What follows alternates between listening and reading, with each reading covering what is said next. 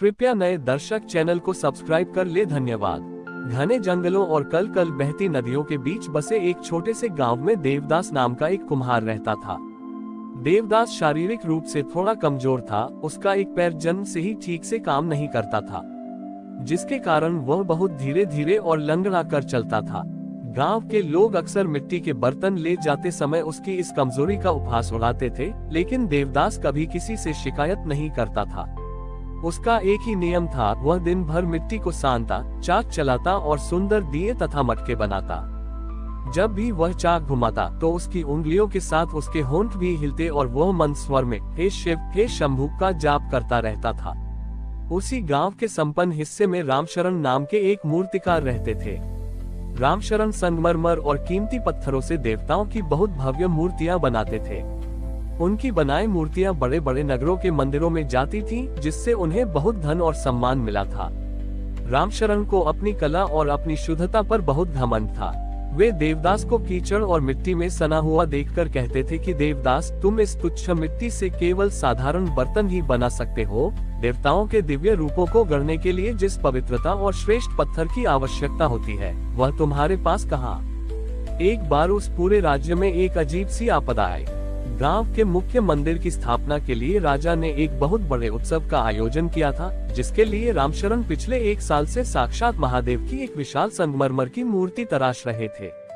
उत्सव से ठीक 2 दिन पहले जब रामशरण मूर्ति को अंतिम रूप दे रहे थे, तो अचानक उनके हाथ से हथौड़ी छूटी और मूर्ति के वक्षस्थल पर एक गहरी दरार आ गई। मूर्ति खंडित हो गई। रामशरण के पैर तले जमीन खिसक गई। राजा के क्रोध और समाज में अपनी प्रतिष्ठा गिरने के डर से वे थर-थर कांपने लगे। उन्होंने रात दिन एक करके दूसरी मूर्ति बनाने की कोशिश की, लेकिन पत्थर बार बार टूट जाता था। उसी रात देवदास अपनी कुटिया में बैठा था। उसने सुना था कि मंदिर के लिए महादेव की मूर्ति खंडित हो गई है और पूरा गांव चिंतित है। देवदास ने अपने आंगन की उसी साधारण काली मिट्टी को उठाया, जिसे लोग केवल बर्तन बनाने के योग्य समझते थे। उसने उस मिट्टी में अपने कुएं का शुद्ध जल मिलाया और अपने आंसुओं से उसे सींचते हुए साक्षात महादेव की एक ध्यानमग्न मूर्ति बनाने लगा। देवदास को मूर्ति शिल्प का कोई व्याकरण नहीं पता था, लेकिन उसके मन में महादेव का जो रूप बसा था, वही उसकी उंगलियों के माध्यम से मिट्टी पर उभरने लगा। उसने पूरी रात बिना पलक झपकाए अपने दर्द को भूलकर केवल प्रेम के वशीभूत होकर उस मूर्ति को तैयार किया। अगले दिन सुबह राजा और रामशरण सहित पूरा गांव मंदिर के प्रांगण में एकत्र था। रामशरण सिर झुकाए खड़े थे। तभी भीड़ को चीरता हुआ देवदास अपने कमजोर पैर को घसीटते हुए आगे बढ़ा। उसके हाथों में मिट्टी की वह साधारण सी बिना रंगी हुई मूर्ति थी। रामशरण ने क्रोध में कहा कि देवदास, जहां राजा के सामने मेरा कीमती संगमरमर नहीं टिक पाया, वहां तुम इस साधारण मिट्टी के खिलौने को लेकर आ गए। इसे यहाँ से हटाओ। लेकिन राजा ने देवदास की आंखों में छिपी अगाध श्रद्धा को देख लिया था। राजा ने कहा कि इस मिट्टी की मूर्ति को ही वेदी पर स्थापित किया जाए। जैसे ही देवदास ने अपने कांपते हाथों से उस मिट्टी के महादेव को मुख्य वेदी पर रखा, सूर्य की पहली किरण सीधे उस मूर्ति पर पड़ी। ठीक उसी क्षण एक विस्मयकारी घटना घटी। वह साधारण काली मिट्टी की मूर्ति अचानक सोने जैसी चमकने लगी। देखते ही देखते मिट्टी के भीतर से दिव्य सुगंधित चंदन की खुशबू पूरे मंदिर में फैल गई। मूर्ति के मुख पर एक ऐसा अलौकिक तेज और करुणा की मुस्कान गूंज उठी कि वहां उपस्थित हर व्यक्ति की आंखें सजल हो गईं। जो लोग देवदास के अपाहिज होने का मजाक उड़ाते थे, वे उसके चरणों में गिर पड़े। रामशरण का पत्थरों का अहंकार उस कच्ची मिट्टी के सामने ढह गया। उन्हें समझ आ गया कि महादेव की चेतना किसी कीमती पत्थर या बाहरी भव्यता की दासी नहीं है। वे तो उस भक्त के वश में हैं जो अपनी कमियों को भूलकर अपने पूरे अस्तित्व को मिट्टी की तरह उनके चरणों में सौंप देता है। राजा ने देवदास को राज्य का मुख्य शिल्पी घोषित करना चाहा, लेकिन देवदास ने हाथ जोड़कर कहा कि राजन, मैं तो केवल एक कुम्हार हूँ। ये मिट्टी भी महादेव की है और इसे आकार देने वाले हाथ भी उन्हीं के हैं। उस दिन के बाद से उस मंदिर का नाम मृत्तिकेश्वर महादेव पड़ा, जहां आज भी लोग ये सीखने आते हैं कि ईश्वर के सामने मनुष्य का अहंकार चाहे कितना भी मजबूत हो, एक न एक दिन टूट जाता है, लेकिन सरलता और प्रेम की मिट्टी हमेशा अमर रहती है। मृत्तिकेश्वर महादेव की स्थापना के बाद उस गांव की ख्याति दूर दूर तक फैल गई। अब राजा के दरबारियों से लेकर आम लोग भी देवदास की कुटिया के बाहर खड़े रहते थे ताकि वे उससे मिट्टी का एक छोटा सा पात्र या दिया पा सके। लोगों का मानना था कि देवदास के हाथों से बनी मिट्टी की वस्तुओं में महादेव का विशेष आशीर्वाद होता है। लेकिन इन सब बदलावों के बाद भी देवदास पहले जैसा ही सरल रहा। वह उसी फूस की कुटिया में बैठता, लंगड़ा कर चलता और अपनी मिट्टी में मग्न रहता। रामशरण का जीवन पूरी तरह बदल चुका था। उनका संगमरमर की मूर्तियों का अहंकार तो टूट ही गया था, साथ ही उनके भीतर एक गहरा वैराग्य जाग उठा था। वे अब राजसी ऑर्डर नहीं लेते थे। वे प्रतिदिन सुबह देवदास की कुटिया पर आते, चुपचाप बैठकर मिट्टी साफ करते, उसमें पानी मिलाते और देवदास के चाक के लिए उसे तैयार करते। रामशरण ने एक दिन देवदास से पूछा कि भाई, मैं जीवन भर पत्थरों को काटता रहा, उन्हें तराशता रहा, लेकिन मुझे कभी वह शांति नहीं मिली जो तुम्हारी इस कच्ची मिट्टी की सुगंध में मिलती है। इसका रहस्य क्या है? देवदास ने मुस्कुराते हुए चाक को धीमा किया और कहा कि रामशरण भाई, पत्थर कठोर होता है, उसे आकार देने के लिए चोट करनी पड़ती है। लेकिन मिट्टी बहुत कोमल होती है, उसे आकार देने के लिए चोट की नहीं, बल्कि भीतर से सहलाने और बाहर से सहारा देने की आवश्यकता होती है। जब तक हमारे भीतर मैं का अहंकार कठोर पत्थर की तरह रहेगा, तब तक महादेव वहां प्रकट नहीं होंगे। जब हम मिट्टी की तरह खुद को उनके हाथों में सौंप देते हैं, तो वे हमें जैसा चाहे वैसा सुंदर आकार दे देते हैं। अभी दोनों बात कर ही रहे थे कि गांव में घोड़ों के टापों की आवाज गूंजी। पड़ोसी राज्य का एक अत्यंत क्रूर और शक्तिशाली सेनापति अपने सैनिकों के साथ गांव में दाखिल हुआ। उसका नाम कालकेतु था। वह स्वभाव से नास्तिक और अत्यंत हिंसक था। उसने मृत्तिकेश्वर महादेव के मंदिर और उस चमत्कारी मिट्टी की मूर्ति के बारे में सुना था। वह अपने साथ लोहे का एक बहुत बड़ा हथौड़ा लेकर आया था। उसका उद्देश्य मंदिर को नष्ट करना और यह सिद्ध करना था कि मूर्तियों में कोई शक्ति नहीं होती। कालकेतु अपनी सेना के साथ सीधा मंदिर के गर्भगृह में घुस गया। उसने देवदास द्वारा बनाई गई उस चमत्कारी मिट्टी की मूर्ति को देखा, जो अब भी सोने की तरह चमक रही थी। उसने अट्टहास करते हुए कहा कि यदि इस मिट्टी में सचमुच तुम्हारा महादेव है, तो आज वह मेरे इस लोहे के प्रहार से खुद को बचाकर दिखाए। जैसे ही उसने हथौड़ा हवा में लहराया, मंदिर के बाहर खड़े गांव वाले भय से कांपने लगे। रामशरण आगे बढ़ने लगे, लेकिन देवदास ने उनका हाथ पकड़ लिया और शांत रहने को कहा। कालकेतु ने पूरी शक्ति से वह भारी हथौड़ा मिट्टी के शिवलिंग पर दे मारा। जैसे ही लोहा उस कच्ची मिट्टी की मूर्ति से टकराया, वहां कोई टूटने की आवाज नहीं हुई। इसके विपरीत वह लोहे का भारी हथौड़ा जैसे ही मूर्ति को छुआ, वह पिघलकर पानी की तरह फर्श पर बह गया। कालकेतु स्तब्ध रह गया। उसने अपनी आंखों पर विश्वास नहीं हुआ। उसने अपनी तलवार निकाली और जैसे ही मूर्ति पर वार करना चाहा, मंदिर की भूमि अचानक दलदल की तरह नरम हो गई। कालकेतु के पैर उस मिट्टी में धंसने लगे। वह जितना बाहर निकलने की कोशिश करता, उतना ही नीचे धंसता चला जाता। उसके सैनिक डर के मारे मंदिर से बाहर भाग गए।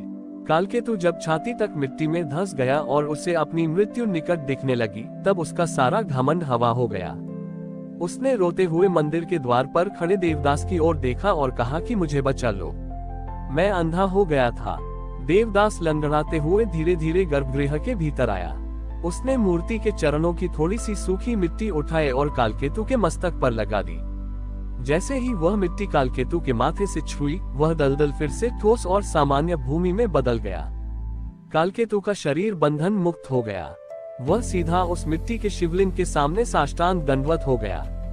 उसकी आंखों से बहने वाले आंसू उस मिट्टी की वेदी को भिगो रहे थे।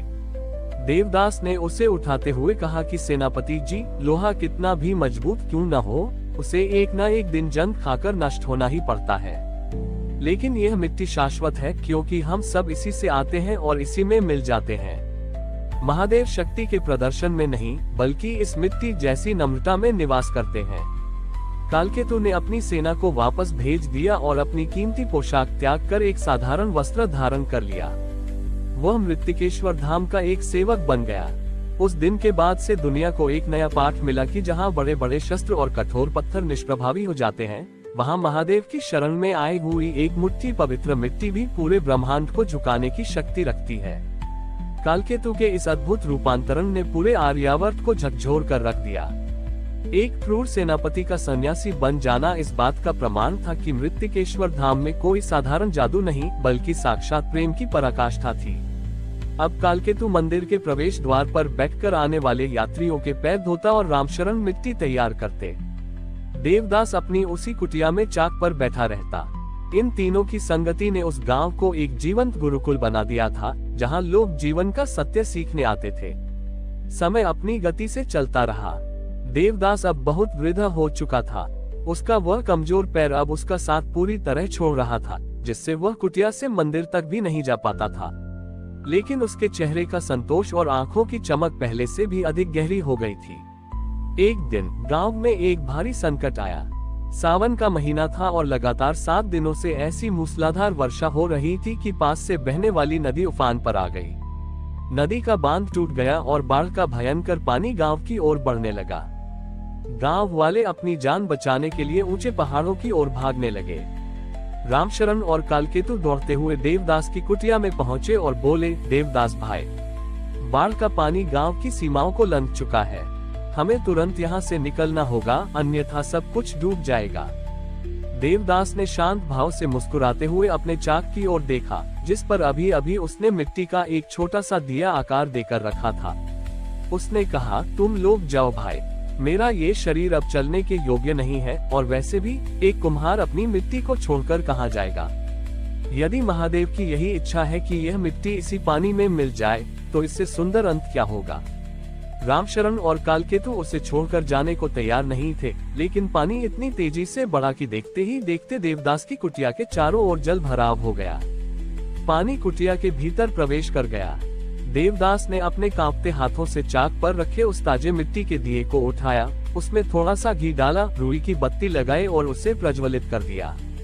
उसने आंखें बंद कर ली और मंद स्वर में गाने लगा, हे शिव, हे शंभु। तभी एक ऐसा विस्मयकारी दृश्य उपस्थित हुआ जिसे देखकर दूर पहाड़ों पर खड़े गांव वाले और कुटिया के पास खड़े रामशरण कालकेतु स्तब्ध रह गए। बाढ़ की प्रचंड और उफनती हुई लहरें जैसे ही देवदास की फूस की कुटिया से टकराईं, वे पानी की धाराएं न रहकर साक्षात दूध की लहरों में बदल गईं। कुटिया के चारों ओर का पानी एकदम थार गया। दूध जैसी धवल लहरों ने कुटिया को इस तरह घेर लिया, मानो कोई साक्षात क्षीरसागर बह रहा हो। और उससे भी बड़ा कौतुक तब हुआ, जब मंदिर के भीतर स्थापित मृत्तिकेश्वर महादेव की वह दिव्य मिट्टी की मूर्ति बिना किसी के छुए अपने स्थान से हवा में तैरती हुई सीधे देवदास की कुटिया के भीतर आ गई। मूर्ति देवदास के ठीक सामने उस चाक पर आकर स्थापित हो गई जो घूम रहा था। जैसे ही मूर्ति चाक पर टिकी, देवदास के हाथों का वह जलता हुआ दिया अपने आप मूर्ति के सम्मुख आरती की तरह घूमने लगा। पूरी प्रकृति इस अलौकिक मिलन की गवाह बन गई। नदी का वेग शांत हो गया, बादल छट गए और आकाश से देवताओं ने पुष्प वर्षा शुरू कर दी। देवदास ने जब अपनी आंखें खोली तो उसने देखा कि साक्षात महादेव उसके सामने मुस्कुरा रहे थे। महादेव की छवि से एक अत्यंत कोमल आवाज गूंजी, देवदास, तुमने जीवन भर मिट्टी को आकार दिया, लेकिन वास्तव में तुमने अपने निश्चल प्रेम से मुझे आकार दे दिया। जो भक्त मेरे लिए अपने अस्तित्व को मिट्टी बना देता है, मैं स्वयं उसका रक्षक बन जाता हूँ। जैसे ही यह वाणी समाप्त हुई, देवदास का वृद्ध और जीर्ण शरीर एक परम दिव्य प्रकाश में विलीन हो गया।